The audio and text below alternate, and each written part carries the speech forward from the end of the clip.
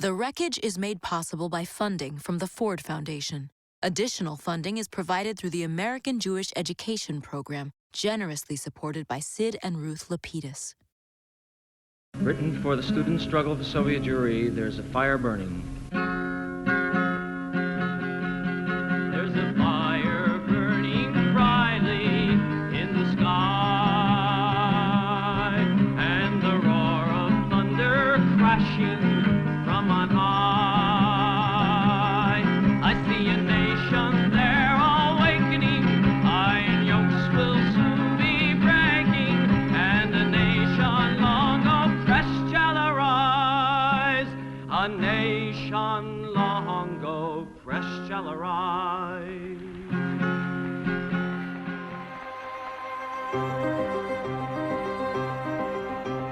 On May Day 1964, more than 1,000 Jewish protesters demonstrated outside the Soviet Union's United Nations Mission Headquarters on East 67th Street in New York City. Armed with signs that read, "Let my people go," the protesters demanded that Soviet Jews should be given the right to leave the USSR. The group was brought together by an activist named Jacob Birnbaum. Drawn to activism by recent global events that dominated headlines, including the trial of Nazi war criminal Adolf Eichmann, he convened a group of concerned students from Columbia University, Queens College, Yeshiva University, and the Jewish Theological Seminary to help organize in support of Jews in the USSR. He named the group the Student Struggle for Soviet Jewry, which became instrumental in building a nationwide movement. From the American Jewish Historical Society, this is The Wreckage. Open up the gates. I'm your host, Rebecca Naomi Jones. This week, we meet the students. Our story begins on Judgment Day for an architect of the final solution.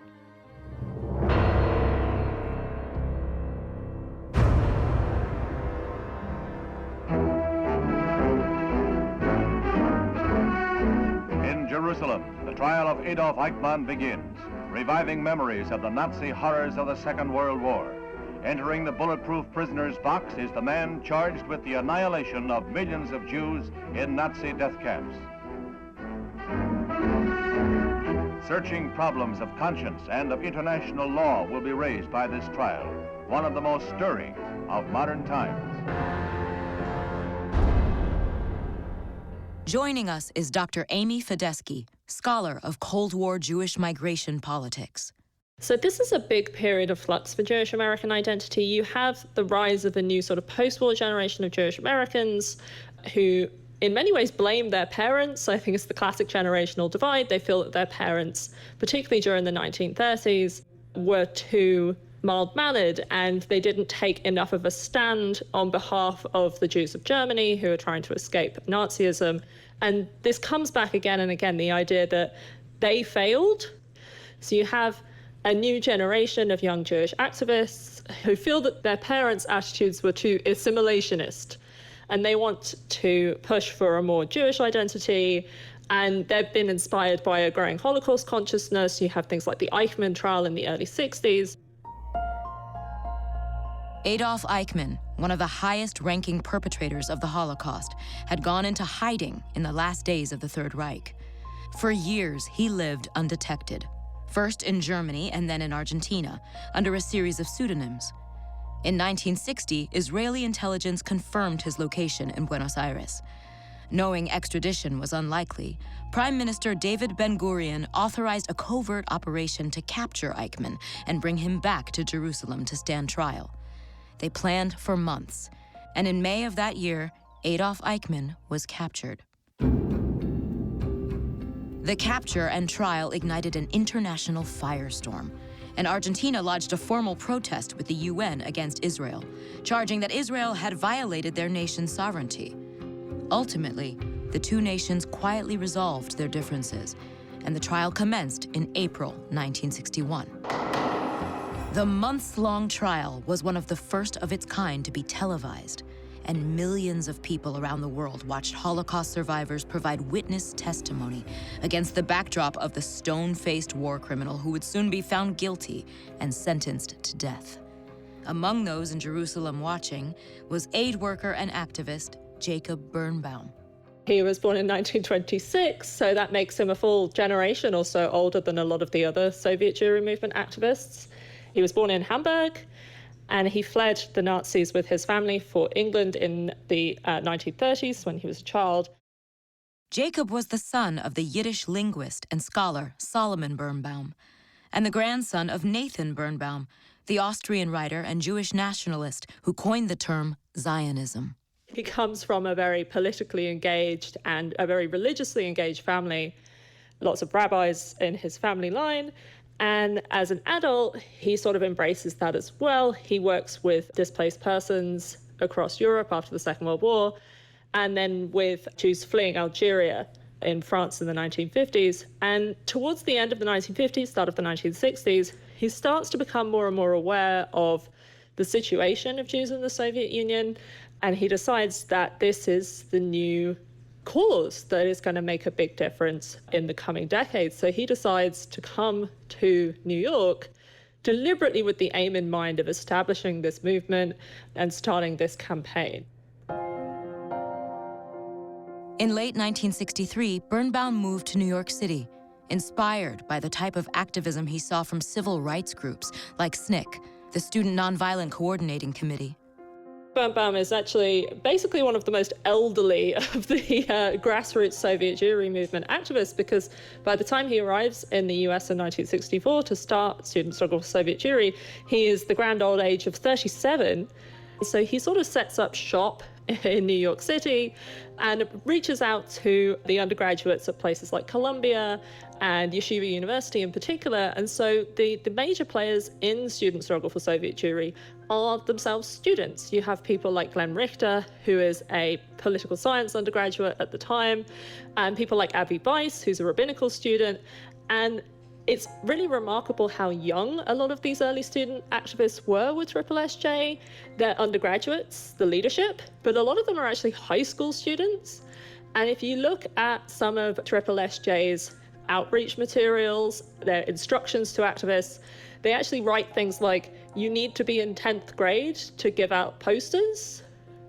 And so you think, how many people in SSSJ were not in 10th grade?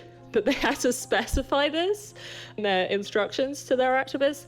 So it's really very much a youthful movement, a predominantly Jewish movement, and a movement that is very much embraced by more religiously observant activists as well.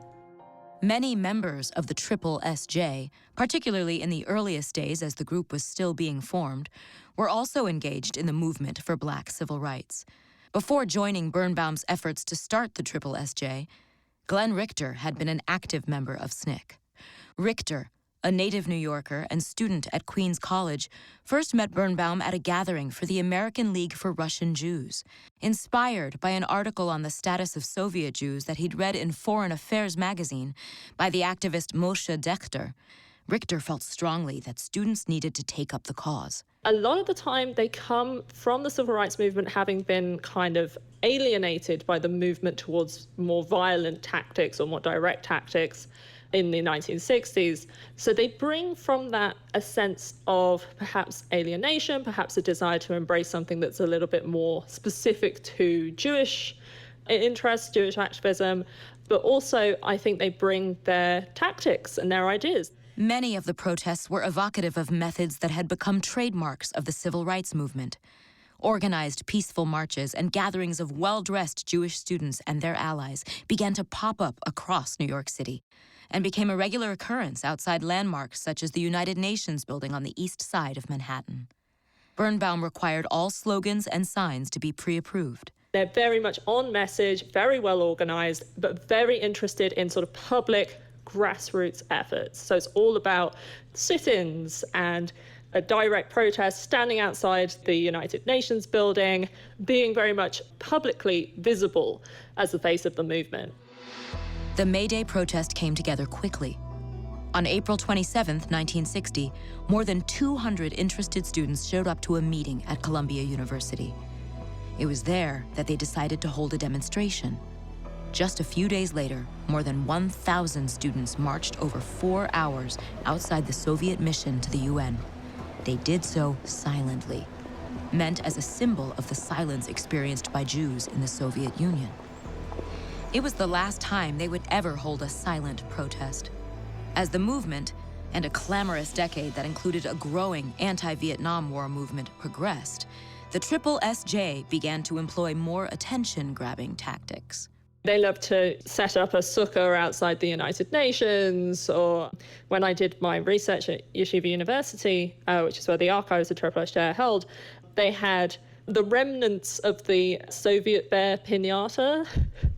And, you know, they would used to, they'd show up with this bear-sized bear, and they would attack it with baseball bats that were written like, "Let my people go," and human rights. They would like smack this bear to pieces and it had "The Russian bear is unbearable." And I mean, they used to do like an annual joke book for Purim with Soviet jokes inside. Yeah, they were all about the kind of public, sticky, silly protests, with the idea that this would bring media attention to their cause. So they're a very entertaining group. Really interesting the way that their language really molds together the very orthodox Jewish kind of imagery that they use. They quote from the Torah. They have all sorts of comparisons between, you know, Brezhnev and Pharaoh at Passover, and they organize all of their activism around the Jewish year. So it's very much embedded in Jewish identity at the same time as they're almost echoing groups like the Yippies, who are doing really silly public protests at this time. Throughout the rest of the 1960s, the SSSJ was one of the only American organizations dedicated full-time to the movement to free Soviet Jews. By the late 1960s, the era of détente, President Richard Nixon's foreign policy designed to ease tensions with Leonid Brezhnev's USSR allowed for the movement on behalf of Soviet Jews to begin to flourish. But it also came with new complexities that challenged the activist community. A lot of Soviet Jewry movement activists actually have kind of complicated feelings towards what's happening with the Cold War at this time. On the one hand, as I said, the period of détente allows for these greater connections, and it allows, I would say, for the Soviet government to kind of start issuing these exit visas, which was something they really didn't do at all in the 1950s at the height of the Cold War. Whereas at the same time, this move towards détente, a lot of Soviet Jewry movement activists see it as appeasement. They're appeasing the Soviet government. They should be taking a more hardline approach. Now to the United States, where we visit a young people's summer camp with a difference. You're on the street. This is the anti-Semite. The purpose is to run at him, grab him, knock him to the ground, put him into the ground, smash his ugly face into the ground so that he will never pick on a Jew again. Ready? When I say down, everyone gives up. When I say go, hit him. Ready? Down! Go! Camp Jedra in the hills of upper New York State has little in common with the typical American summer camp.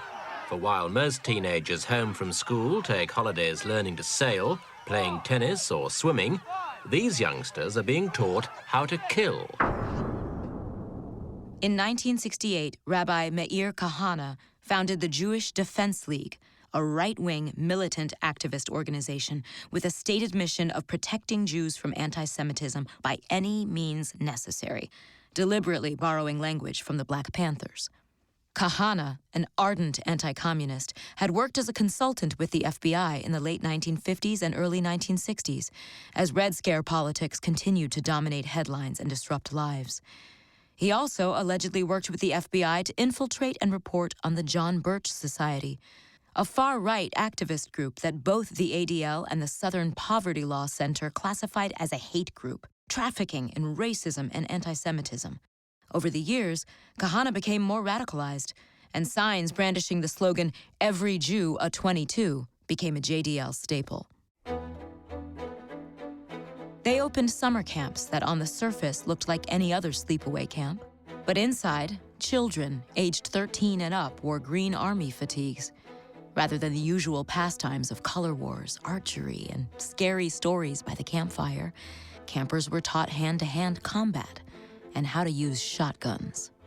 The JDL emerged as an antagonist, not just to those they listed as enemies of the Jewish people, but also to organizations like the SSSJ, who were committed to nonviolence. They argue that they're defending the Jewish working classes against violence. This very much comes across in their very violent and direct protests. They are also very active in the struggle for Soviet Jewry. They do threatening and violent protests with Soviet targets intended.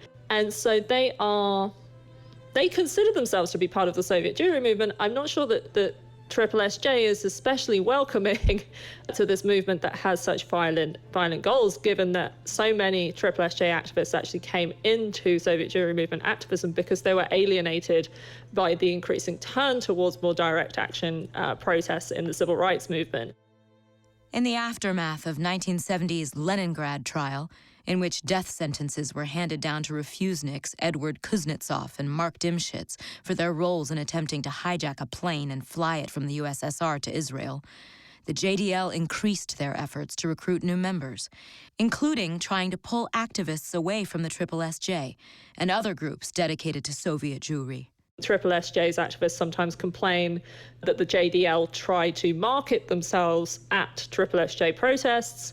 They're trying to appeal again to these young Jewish Americans who are becoming politically active, and they're trying to say, hey, you come and join us. You know, we're the only ones who are really making a difference here, and come and embrace our methods. So you do find some SSSJ activists joining the JDL later on, but in terms of the leadership and the relationship, they are very much not getting along. They are extremely antagonistic to each other because of that difference in methods and tactics. The SSSJ is a very clearly non-violent group.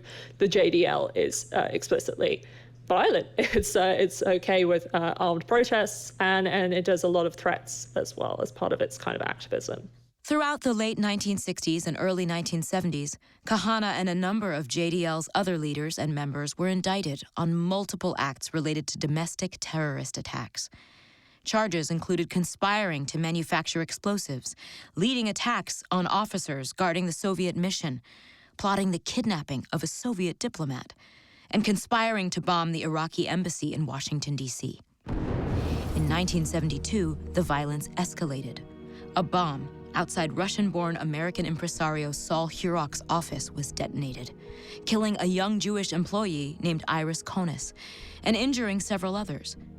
Hurok had been a verbal target of Kahane's, which led many to believe the JDL to be responsible, but no one was ever convicted for the bombing. Amid his legal woes, Kahane moved to Israel and continued his brand of activism from his new home.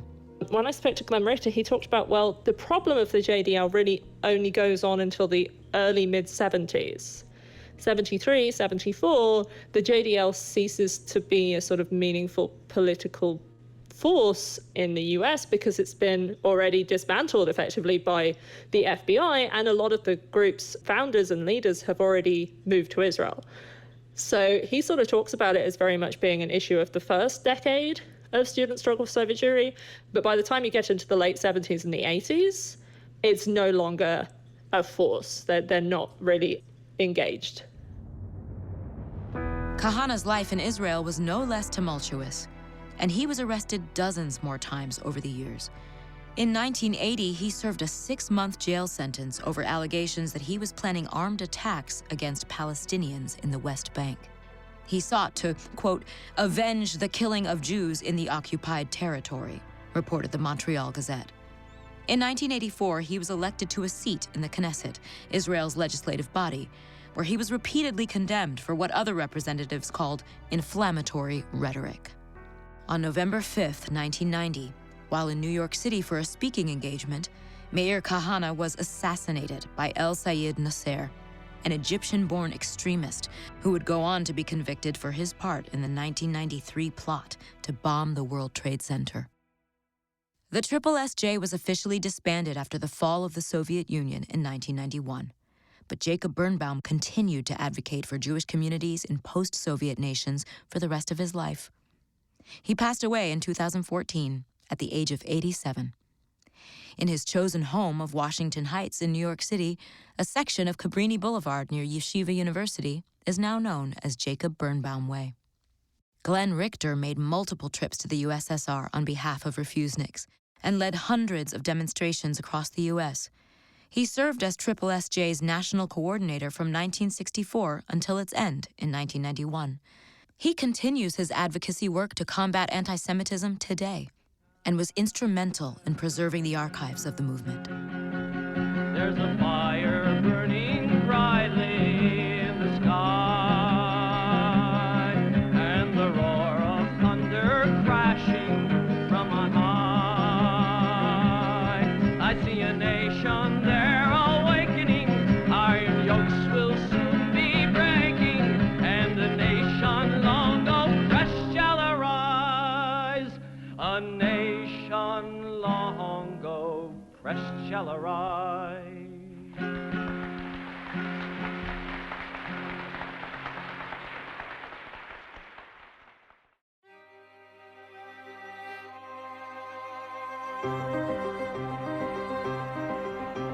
From the American Jewish Historical Society, I'm Rebecca Naomi Jones.